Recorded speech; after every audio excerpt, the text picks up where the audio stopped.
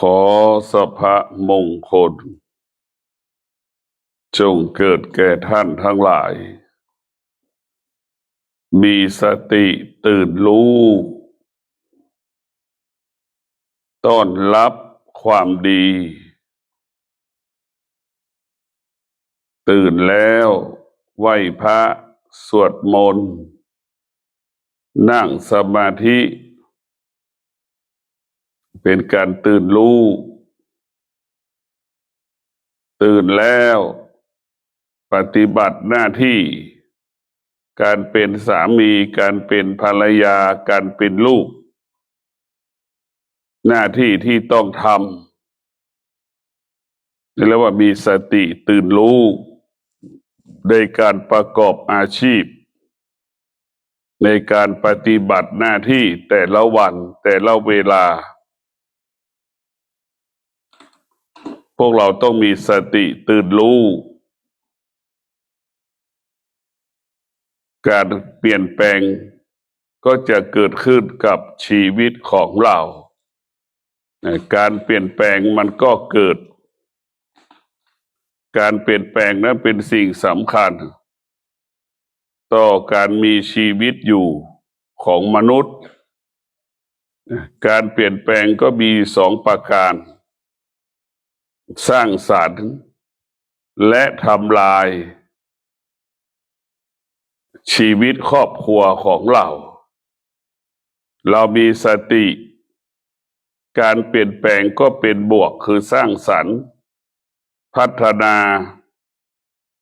ชีวิตครอบครัวอาชีพหน้าที่ของเราให้เกิดความดีงามให้เกิดความงอกงามยิ่งขึ้นไปหากเราขาดสติมันก็จะทำลายการเปลี่ยนแปลงก็คือการทำลายชีวิตของเราอาชีพของเราหน้าที่ของเราทำให้เราลำบากประสบปัญหาต่างๆเราต้องพิจารณาว่าตื่นรู้เช่นเรานั่งสมาธิก็ให้เรารู้ว่าเรากำลังนั่งสมาธิการนั่งสมาธิก็คือนั่งตัวตรงรู้สึกตัวอยู่ตลอดเวลาว่าหายใจเข้าหายใจออกรู้สึกตัวว่ามันเจ็บมันปวดก็ให้เรารู้สึกตัวว่ามันเจ็บมันปวดมันทุกข์มันทรมานมันลำบากให้เรารู้สึกตัวบอกให้เรารู้สึกตัว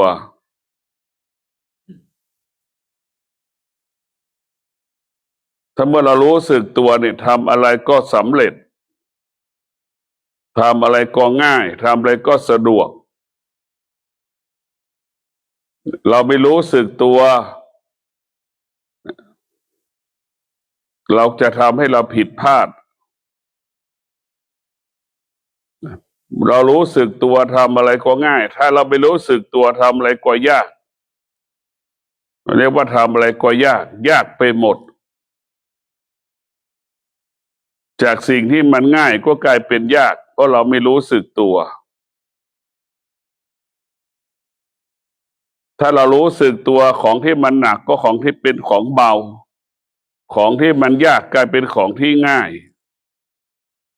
เนี่ยพวกเรารู้สึกตัวมันจะเกิดการจัดการบริหารที่ดีของเราโดยเฉพาะตัวสติเป็นผู้กำกับกำหนดควบคุมกายของเราจิตของเราให้เกิดความดีงามให้เกิดความงอกงามกับชีวิตของเรา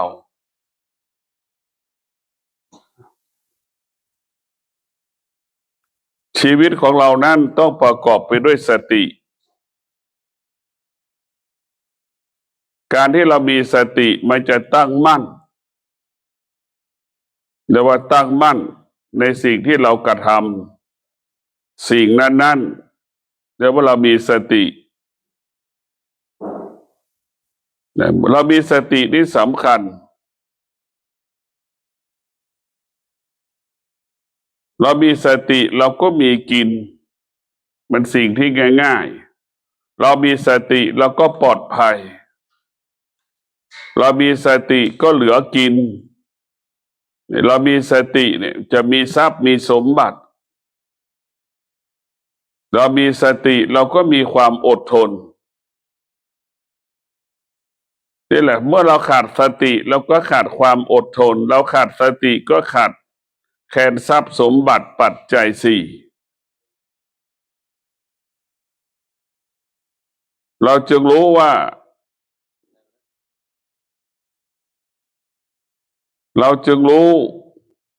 ธรรมะนี่แหละเป็นที่พึ่งของเราว่าธรรมะนี่แหละเป็นสิ่งที่เราควรยึดเอามาเป็นหลักให้กับกายให้กับจิตกายของเราไม่มีที่พึ่งกายเราไม่มีหลักมันก็เหมือนงัวควายที่อยู่ในป่าไม่มีคอกมันก็จะไปไม่มีที่สิ้นสุดแล้วจะไปไม่มีที่สิ้นสุดถ้ากายกับจิตมีที่ยึดก็คือยึดความอดทนเนี่ยมันก็จะหยุดเหมือนงัวควายที่มีคอกข้ามมามันก็มานอนในคอกเหมือนไก่มันมีเล้าถึงเวลาแล้วมันก็ขึ้นนั่งนอนในเล้าคือเรามีหลักยึดเหมือนคนที่มีสติก็มีบ้านอยู่ยึดบ้านเป็นหลักคนที่ขาดสติก็ไม่มีบ้านอยู่ไปเช่าหอพักอยู่ไปอาศัยเขาอยู่ใช่ไหมมันไม่มีหลัก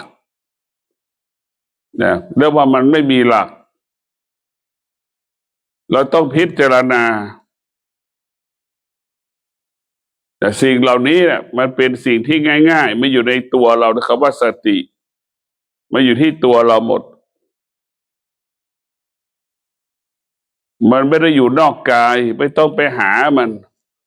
ไม่ได้อยู่ภูเขามันไม่ได้อยู่แม่น้ำไม่ได้อยู่ในถ้ำมาอยู่ที่กายของเรา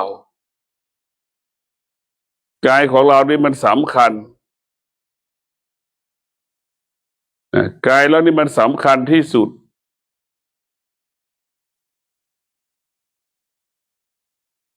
เราจะดีก็อยู่ที่กายกับจิตเราจะไม่ดีก็อยู่ที่กายกับจิตทำชั่วก็อยู่ที่กายกับจิตจะทำดีก็ที่กายกับจิตหมดทุกอย่างกายกับจิตเป็นเครื่องมือของความดีเป็นเครื่องมือของความชั่วทั้งสองอย่างกายกับจิตเราจะใช้ให้มันเป็นประโยชน์ก็ต้องพึ่งพาอาศัยธรรมะถ้าเราไม่พึ่งมาถ้ากายเราไม่เป็นประโยชน์เกิดประโยชน์ไปทำลายก็ไปพึ่งพาสิ่งอื่นๆแต่พวกเราต้องพิจารณาไปพึ่งพาสิ่งอื่นๆเมื่อเราไปพึ่งพาสิ่งอื่นแล้วมันจะเกิดแต่เขาว่าความทุกข์ความทรมานความลำบากเราต้องมีสติในการดำเนินชีวิตสติได้เปรียบเสมือนพ่อเปรียบเสมือนแม่เรามีสติเราต้องรู้จักตัวเองเช่นเรามาอาศัยเขาอยู่เราต้องรู้จักเขาว่าเรามาอาศัยเขาอยู่นี่ตัวนี้สำคัญที่สุดถ้าเราไม่รู้จักตนเองว่าเรามาอาศัยใครอยู่เนี่ยเราก็จะออกจากวัดย้ายหอย้ายบ้านไม่มีวันจบสิ้นเมื่อเรารู้จักตนเองเราก็ปฏิบัติตนประพฤติตนที่เราอยู่กับเขาจะปฏิบัติตนเช่นไรจะปฏิบัติตนเช่นไรเราต้องรู้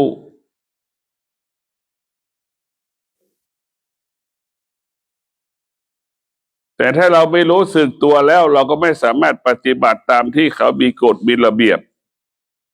เมื่อไม่ปฏิบัติมันก็อยู่ร่วมกันไม่ได้ไปอาศัยเขาไม่ได้เราต้องพิจารณา เนี่ยเรามีสติเดี๋ยวเราก็จะไม่ทำผิด ไม่ผิดระเบียบ ไม่ผิดกฎ ไม่ผิดกฎหมายแม้พวกเราต้องพิจารณาเมื่อเราขาดสติมันก็จะผิดพลาด พอผิดพลาดมันก็ถูกทำโทษหรือถูกตำหนิเมื่อผิดเมื่อถูกตำหนิถูกบนโทษก็เกิดอาการไม่พอใจเนี่ยเมื่อไม่พอใจเสร็จมันก็อยู่ร่วมกันไม่ได้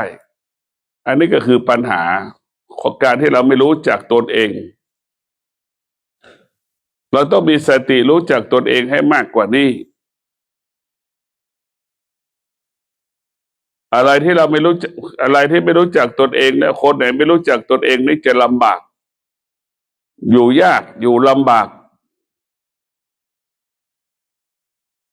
เราจะต้องพิจารณาการมีชีวิตอยู่ของเรานะมันต้องใช้สติ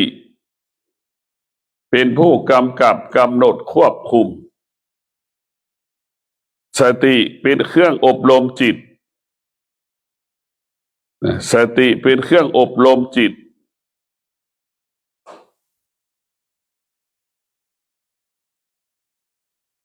เมื่อจิตเราได้รับการอบรมจิตเราก็ตั้งมั่นนั่งตัวตรงอย่างเงี้ยเรามีตั้งมั่นรู้สึกตัวจะไม่ขยับมือขวามือซ้ายเวลานั่งสมาธิอย่างเงี้ยเราจะต้องพิจารณา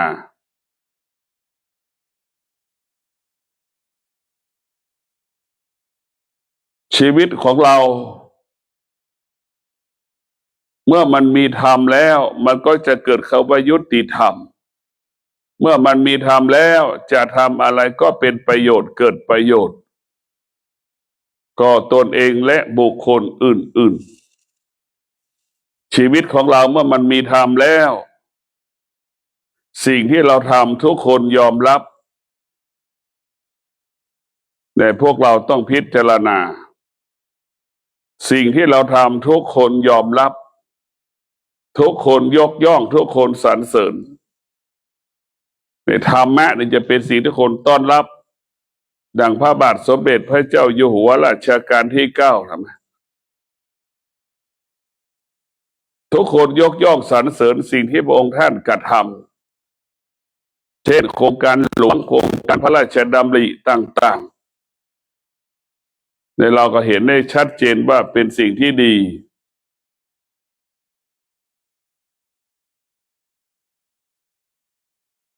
การที่เรามีชีวิตอยู่แต่ละวันได้ตัวสติสมาธิเนี่ยทำให้เราอยู่อย่างมีความสุขเมื่อเราขาดสติขาดสมาธิมันจะทำให้เราอยู่ไม่มีความสุขเมื่อเรามีสติสมาธิ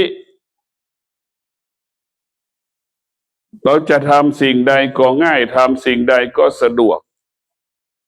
สิ่งใดง่ายทำสิ่งใดก็ง่ายทำสิ่งใดก็สะดวก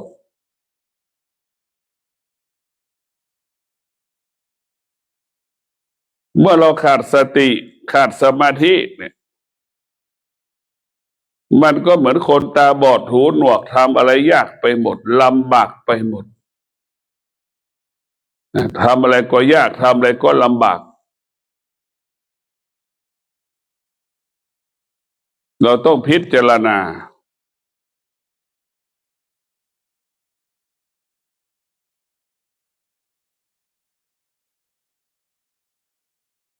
คนที่มีสติกับคนที่ขาดสติเนี่ยจะคุยกันไม่รู้เรื่องคนที่ขาดสติก็เหมือนคนดื่มเหล้านั่นแหละคนที่ขาดสติไม่แตกต่างกันนะเปรียบเสมือนคนดื่มเหล้าเห็นไหมอาการคนดื่มเหล้ามันพูดไม่รู้เรื่องคนที่ขาดสติก็จะเป็นเช่นนั้นคนที่มีสติก็เหมือนคนไม่ดื่มเหล้าใช่ไหมมันฟังรู้เรื่อง พวกเราต้องพิจารณา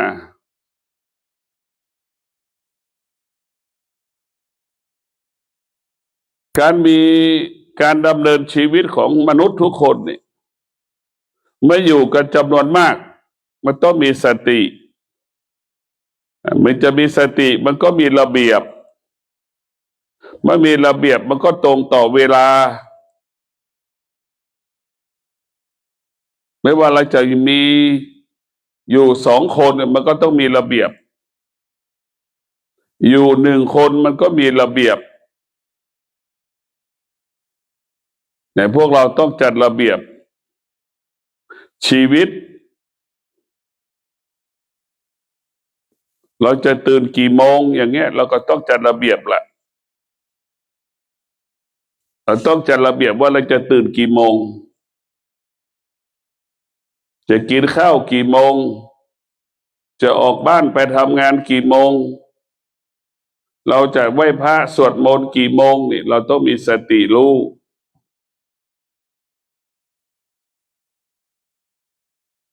บุคคลที่มีสตินี่ก็สำคัญนั่นแหละเมื่อเราขาดสติเราจะเป็นผู้หลงขาดสติก็จะหลงทางหลงผิดเราจะเห็นเวลามีสติและอ่านหนังสือได้สวดมนต์ได้ง่ายจำได้ง่ายเพราะเราขาดสติขาดสมาธินี่อ่านหนังสือได้สวดมนต์นี่มันยากมันไม่จำแต่มันไม่จำเลยเราต้องพิจารณา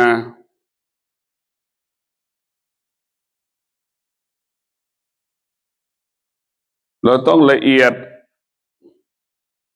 แต่เวลามีสติสมาธิเนี่ยมันจะละเอียดใช้เวลาสั้นในการท่องหนังสือหรืออ่านดูแล้วมีความหมายอะไรบ้างเนี่ยมันง่ายมันสะดวกแต่พวกเราต้องพิจารณา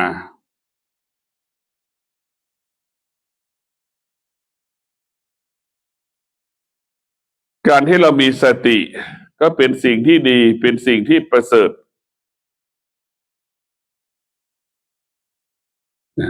เป็นสิ่งที่ดีเป็นสิ่งที่ประเสริฐ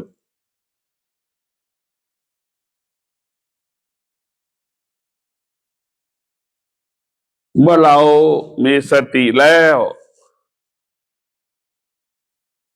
เราก็จะเป็นคนที่คิดพูดและกระทำเป็นสิ่งที่ดีดังเช่นพ่อแม่มีสติพ่อแม่ก็จะทำงานอะไรก็สำเร็จจึงทำให้พ่อแม่นั้นมีทรัพย์มีสมบัติลูกก็ได้รับอานิสงส์จากที่พ่อแม่มีสติทำงานไม่ผิดพลาดทำงานไม่ผิดพลาดเมื่อไม่ผิดพลาดก็การเปลี่ยนแปลงที่เป็นบวกก็เกิดอานิสงส์การมีสติจึงทำให้ลูกนั้นมีกินมีใช้ทำให้ลูกเหลือกินเหลือใช้แต่พวกเราต้องมีสติพิจารณาการที่เรามีสติเนี่ยมันสำคัญลูกมีสติพ่อแม่ก็กินอิ่มแม่มีสติพ่อมีสติลูกก็กินอิ่มนี่แหละคือหลักของมันพวกเราทั้งหลายมีสติจึงมีทรัพย์ถ้าเราไม่มีสติเราก็ไม่มีทรัพย์มีสติก็รักษาทรัพย์ที่เราหาก็รักษาให้ง่ายได้เราขาดสติมีสติแล้วหาทรัพย์แต่ขาดสติในการรักษาทรัพย์ขาดสติในการใช้ทรัพย์หามายากลำบากใช้แป๊บเดียวก็หมดสิ้นไปแต่พวกเราต้องพิจารณานี่ส่วนมากมันก็ขาดสติไม่รู้ว่าลำบากไม่รู้ความเหน็ดเหนื่อยการจะได้มาซึ่งทรัพย์สมบัติมันยากมันลำบาก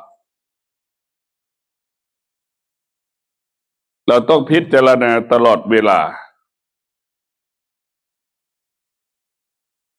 อะไรที่มันมีสติอยู่ในตัวมันจะงอกงาม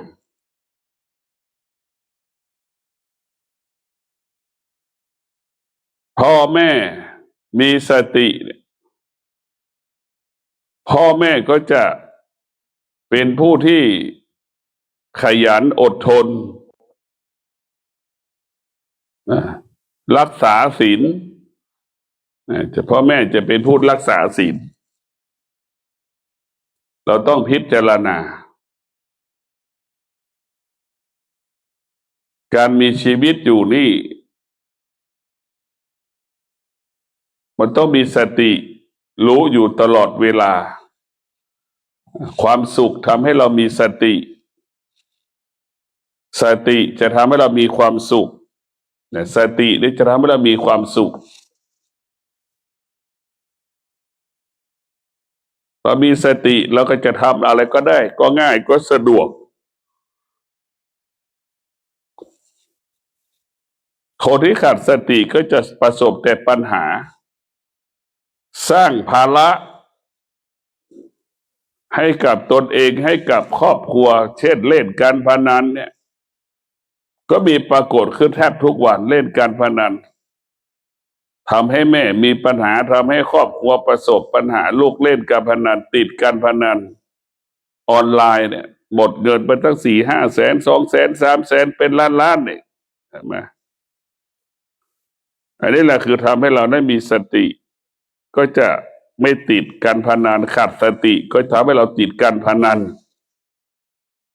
เราจะต้องพิจารณาว่าเราจะเป็นผู้ที่มีสติ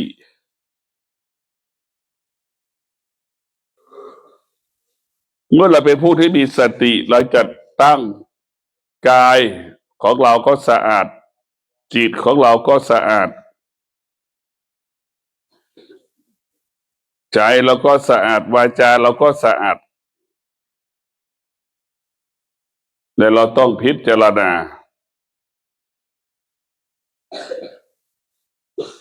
ชีวิต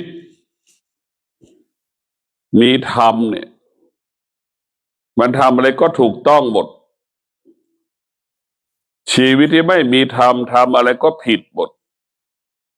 มันจะผิดพลาดตลอดเป็นที่สงสัยคนตลอดเวลาเป็นที่กังขาของคนตลอดเวลาเป็นที่กังขาของคนตลอดเวลาเราต้องพิจารณาในการมีชีวิตอยู่พวกเราต้องการมีชีวิตอยู่ต้องพิจารณา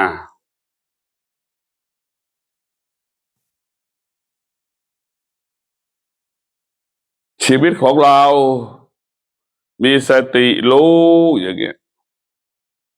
ตื่นมาแล้วก็สวดมนต์ไหว้พระมีสติรู้ต้อนรับความดีทุกวันทุกวันทุกวันมีสติรู้ถ้าเรามีสติรู้แล้วมันก็จะประเสริฐเราต้องมีสติออกจากการไม่รู้ให้ได้เราต้องมีสติทำให้จิตเราสว่างให้ได้เราต้องมีสติมีสติตื่นรู้ให้ได้เมื่อเรามีสติตื่นรู้เหมือนเราอยู่ในแสงสว่างจะเห็นสิ่งที่ดีและไม่ดีชัดเจนด้วยความมันจะเกิดคำว่าละเอียดปราณีตสุขุมรอบคอบมันจะทำให้ได้ว่าละเอียดในพวกเราทั้งหลายความละเอียดมันจะเกิดขึ้นที่กายที่จิตกายกับจิตเรานี่มันจะต้องละเอียดเมื่อไม่รับการฝึกฝนมันจะเหมือนมะม่วงที่มันสุกเนี่ยเหมือนผลไม้ที่มันสุกเนื้อมันจะละเอียดหมดนะถ้าเราไม่ฝึกกายแล้วก็หยาบอย่างมะม่วงมันดิบเหมือนผลไม้มันดิบแต่มันหยาบแบบนั้นแหละแต่พวกเราต้องพิจารณา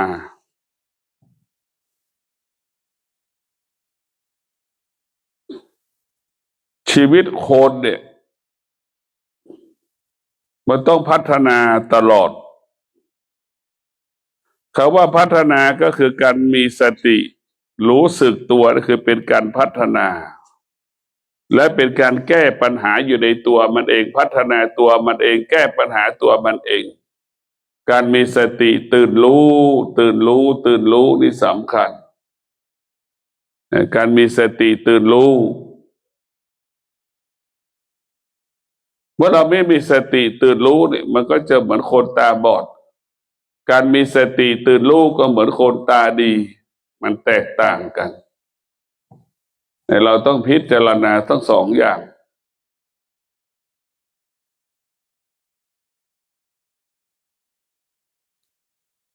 มนุษย์ทั้งหลายเนี่ยเมื่อขาดสติมันก็จะใช้แต่ความรู้สึกมันจะใช้แต่ความคิดนะใช้ความคิดเท่านั้น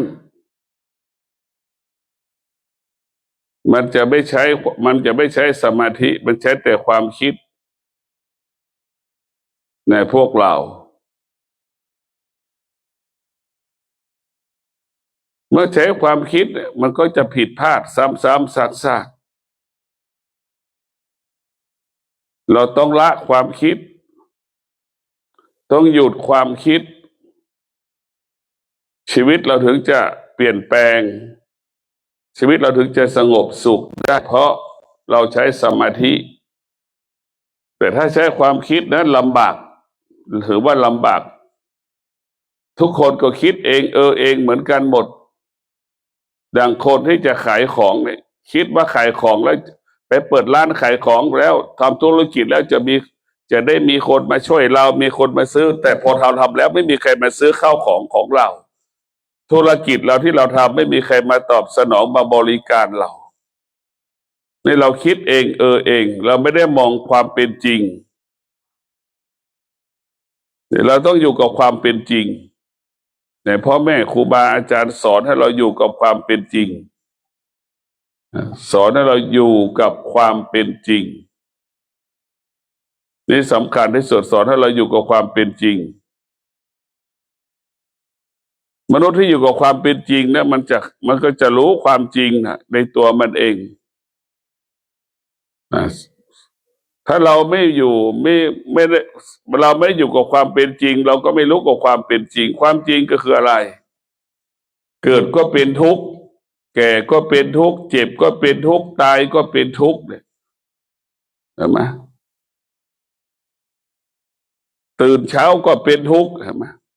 ตื่นสายก็เป็นทุกข์ตื่นไม่ตรงต่อเวลาก็เป็นทุกข์เห็นไหมมันเป็นทุกข์ทุกสิ้นก็คือความวุ่นวายมันจะเกิดขึ้นแต่เราต้องพิจารณาเราต้องพิจารณาการมีชีวิตอยู่เนี่ยคนส่วนมากมันต้องมีสติในการมีชีวิตอยู่เนี่ยการมีสติก็เป็นสิ่งสำคัญสำหรับผู้ที่ปฏิบัติธรรมมีสติมันก็จะมีความอดทนในตัวมันเองนะมีความอดทนในตัวมันเองมีวิริยะภาคเพียรในตัวมันเองเราต้องพิจารณา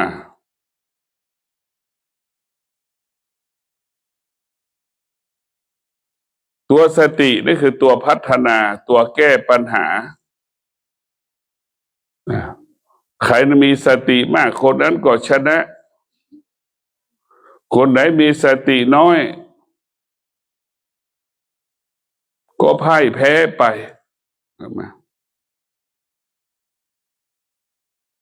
เราต้องพิจารณาอยู่ตลอดเวลาผู้มีสติมากก็จะร่ำรวยมากผู้ที่ขาดสติก็ยากจนมันจะเป็นกฎของมันเราจะเห็นได้ว่าคนที่มีสติก็จะไม่ประสบอุบัติเหตุคนที่ขาดสติจะเป็นผู้ประสบอุบัติเหตุอย่างเงี้ยครับนี่คือมันเป็นความจริงที่เราต้องรู้และจะอยู่กับมันแต่ทุกคนนี่คือไม่อยากให้ร่างกายเจ็บป่วยเราจะไม่ให้ร่างกายเจ็บป่วยทุกคนก็รู้อยู่ เมื่อร่างกายเจ็บป่วยเมื่อไหร่เนี่ยมันก็จะทำให้เราลำบากประสบปัญหาทันทีแต่เราต้องมีสติในการพิจารณาการมีชีวิตอยู่นี่สำคัญธรรมเท่านั้นที่จะคุ้มครองธรรมเท่านั้นที่จะส่งเสริมเราถ้าเราไม่เอาธรรมก็ไม่คุ้มครองเราธรรมก็ไม่ส่งเสริมเราถ้าเราเอาธรรมแล้วธรรมนั้นก็จะส่งเสริมเรา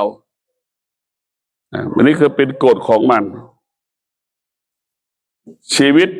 ทุกชีวิตเนี่ยมันอยู่ที่สติเท่านั้นสติมันเปรียบเสมือนดวงอาทิตย์สติเปรียบเสมือนดวงจันทร์สติเหมือนลมหายอากาศให้เราสูดดมหายใจเข้าออกสติอาหารเราขาดได้แต่อากาศเราขาดไม่ได้อากาศเราต้องอาศัยอยู่ตลอดเวลาขอให้พวกเราได้มีสติในการมีชีวิตอยู่นะว่าสติมันสำคัญคนที่ขาดสติก็ตายก่อนเวลากำหนดเจ็บก่อนเวลากำหนดป่วยก่อนเวลากำหนดคนที่ขาดสติคนที่มีสตินี่ทำให้รักษาความว่าแก่เขาว่าเจ็บเขาว่าตายรักษา